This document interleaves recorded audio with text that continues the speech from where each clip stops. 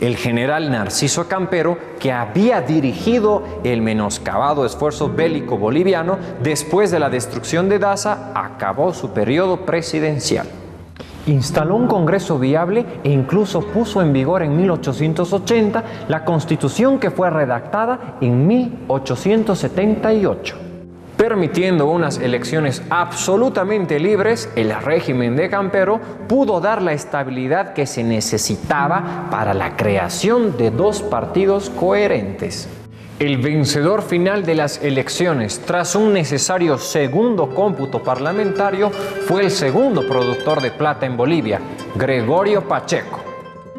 Con Mariano Baptista como vicepresidente, Pacheco inauguró la era de la denominada oligarquía conservadora, que duró de 1884 a 1899. El régimen de Aniceto Arce, de 1888 a 1892, fue el periodo más visible de dominio conservador.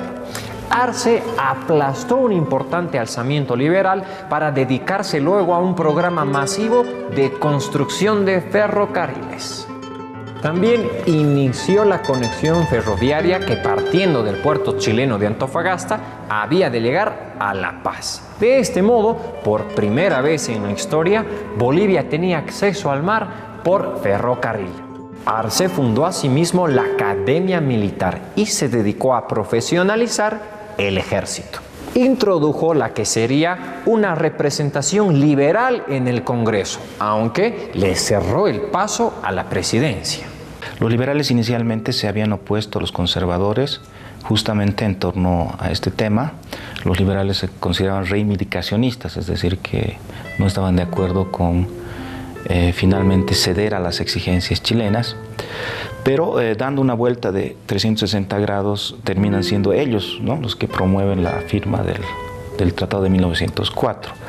Creo que median factores externos e internos. Evidentemente Chile hace todo lo posible por presionar a Bolivia, ¿no es cierto?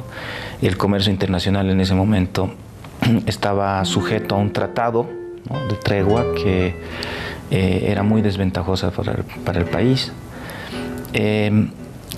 No había ya las posibilidades con las que se jugó en el periodo previo de obtener algún tipo de compensación, ¿no es cierto?, por el litoral perdido. Se discutió, incluso hubo ofrecimientos en algún momento de Chile respecto a lo que podía ocurrir con Arica, ¿no? Pero todo eso se va cerrando y finalmente el panorama internacional es muy duro para Bolivia, ¿no? El resultado fue otra elección fraudulenta en 1892, saliendo vencedor Mariano Baptista, el ideólogo del Partido Conservador. Como sus antecesores, Baptista, que gobernó de 1892 a 1896, se centró en los ferrocarriles.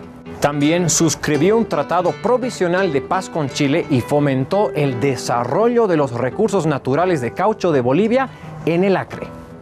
Baptista traspasó a su vez la presidencia al último de los oligarcas conservadores, el minero Severo Fernández Alonso, que gobernó de 1896 a 1899.